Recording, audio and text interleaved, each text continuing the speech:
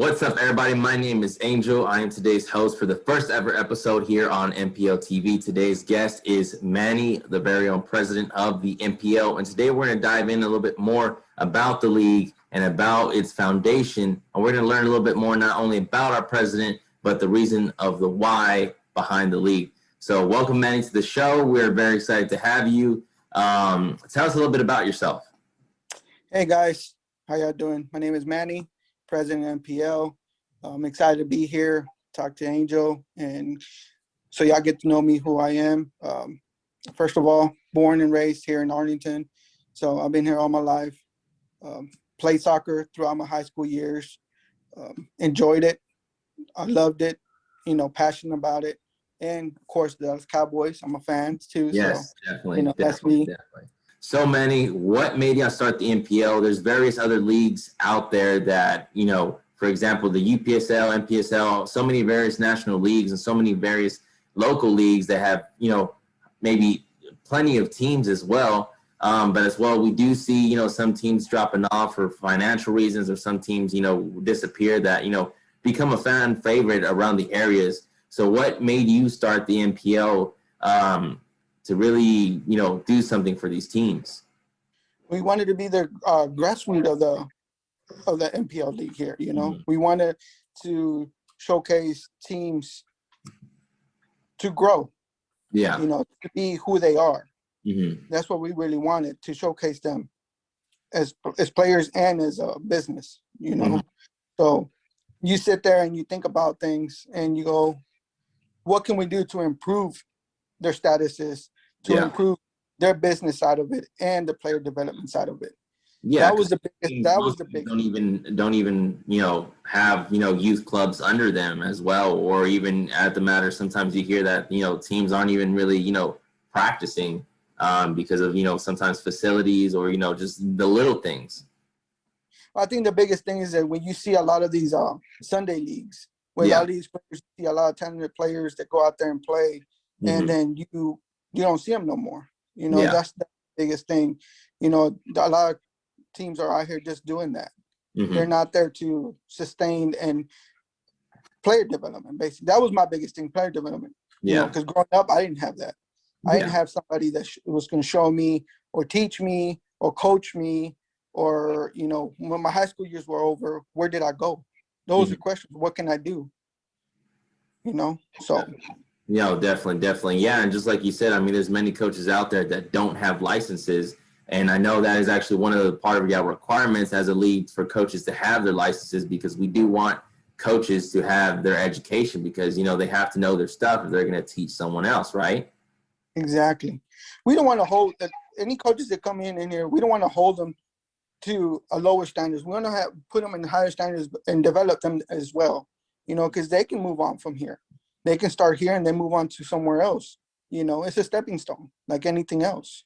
No, definitely. And which actually brings me to my second question. What is your goals for the league? Just like how we said, one of those goals is for coaches to get their education, to get their licenses. But what other goals do you have for the league?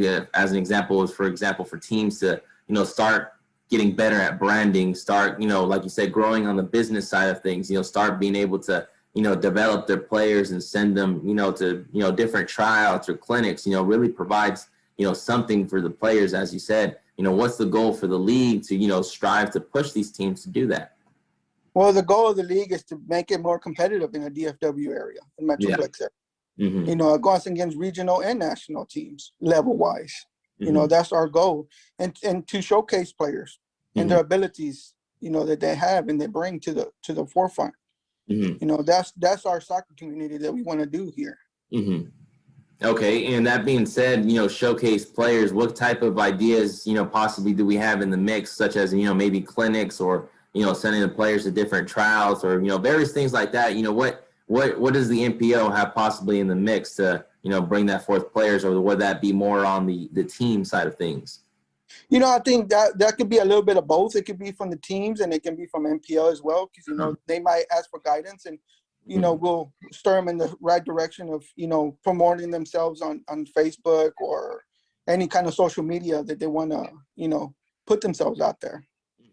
No, and yeah, and from my personal experience too, you gotta get real hands-on with the team, with all the teams. Very communicative from what all the teams have, informed me of, and as well as, yeah, I do like to provide a lot of help for these teams, such as, making graphics for them, helping them, find facilities and everything, which I really love about the league.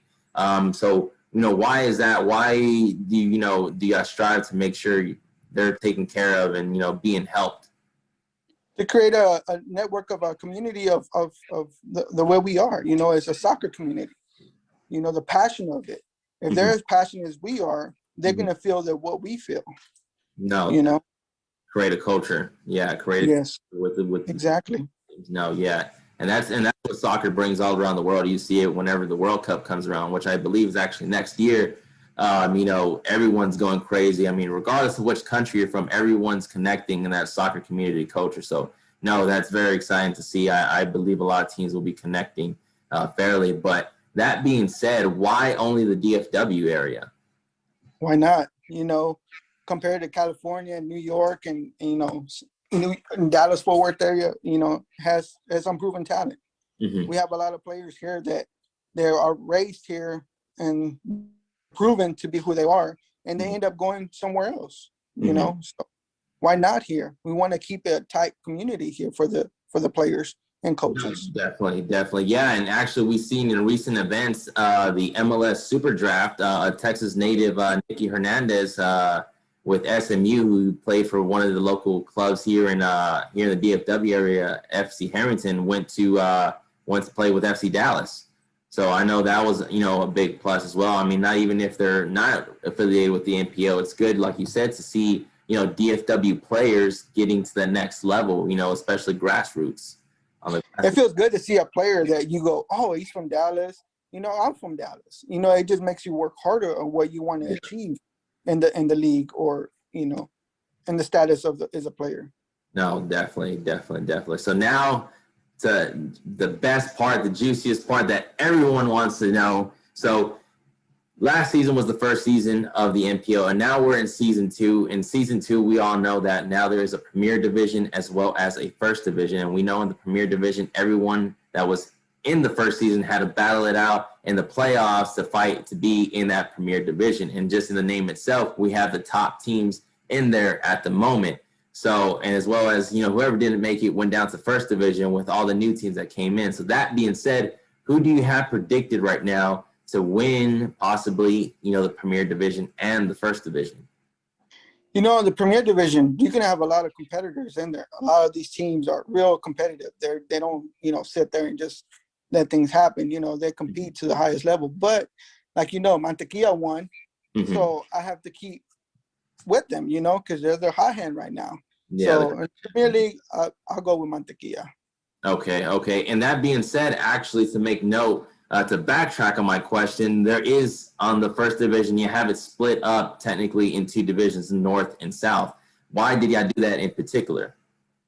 It just makes it easier for the league in the scheduling for the teams to be able to, not drive too far to have a match with each other. It's just more convenient for them. Okay, that's great. So just like how you said, why only in the DFW area, so that, not everyone has to drive all the way to Oklahoma or, all the way down to San Antonio, wasting travel fees. So no, that's really great to hear. So who is, one of the teams in that First Division that you possibly feel like have a good chance in promoting? In the North, looking at it, there's some new teams in there, and it's, it's hard to call who's going to take it. But, my guessing would be, Sporting Estudiantes. I think they're proven, and I think they'll come out on top. No, that's great. Well, no, Manny, we really appreciate you being on today's show. As everyone heard, this is a league to really strive to, put the teams first, put the players first. As Manny said himself, we're trying to build a culture here in the MPL to really make it everyone feel like family, so that if they need anything or, need help with anything, they can always reach out to our very own president himself, just like how he said. So no, we're super excited to get started with season 2. Kickoff is when, Manny? It's going to be in March. 19th. March 19th. Awesome. So everyone stay tuned for March 19th. Start getting ready. Start supporting all your favorite teams. Keep an eye out for all our predicted champions. And we will see y'all guys next time.